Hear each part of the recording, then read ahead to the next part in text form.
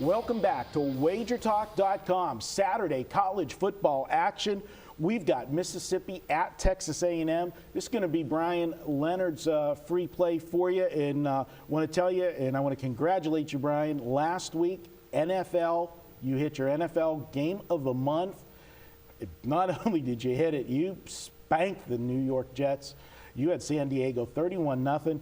And I got to tell you, Brian, kudos to you, because a lot of people, including myself and a lot of other sharp guys I know around town, they were on the Jets last week. Well, San Diego's a team I'm looking to play on, and the Jets a team I want to play against. The Jets stopped the run.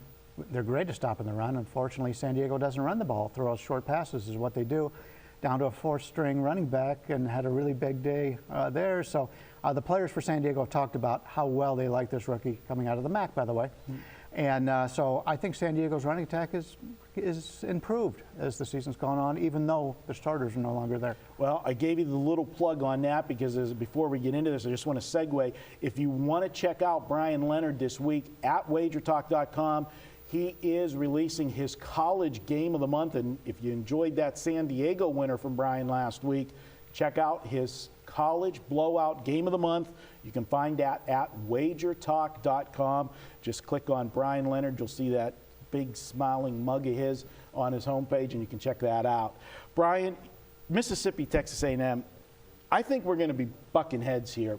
This game last week, to set it up, everybody knows Mississippi upsets Alabama, which I don't know if you want to say it was the biggest win in the school's history, but it's got to be up there, definitely in the top 5, knocking off Alabama.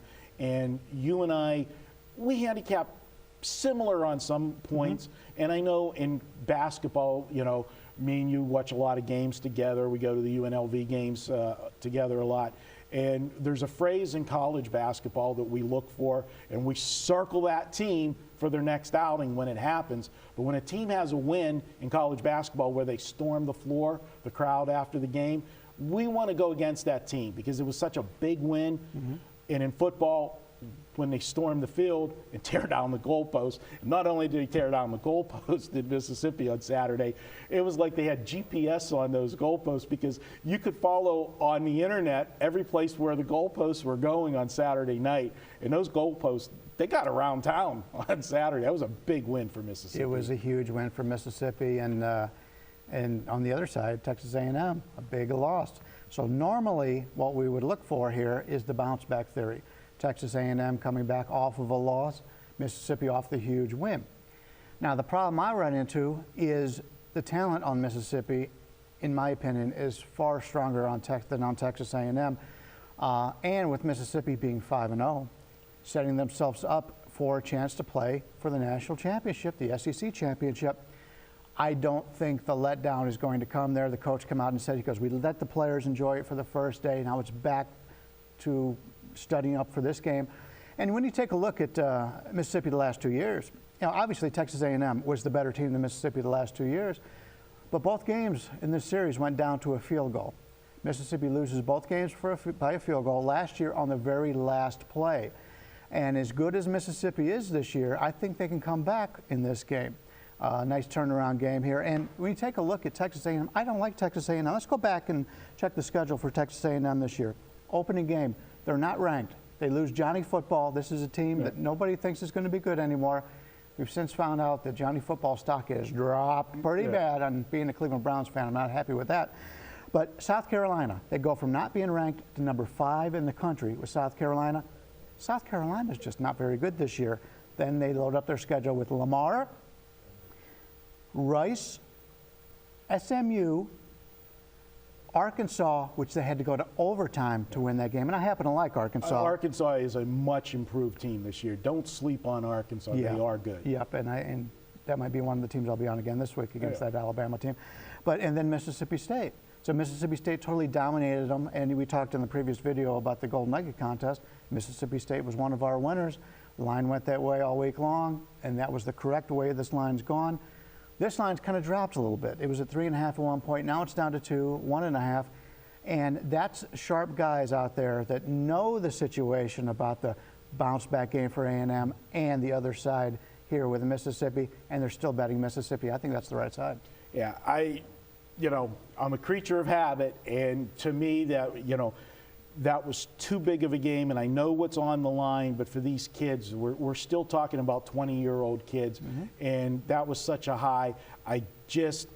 And the problem with that is they're facing a team that got embarrassed last week, so Texas A&M is going to be 110% focused this week. I agree. And the one thing about Texas A&M, and we said there was no drop-off from Johnny Football, it's the system, not the quarterback, is what we're finding.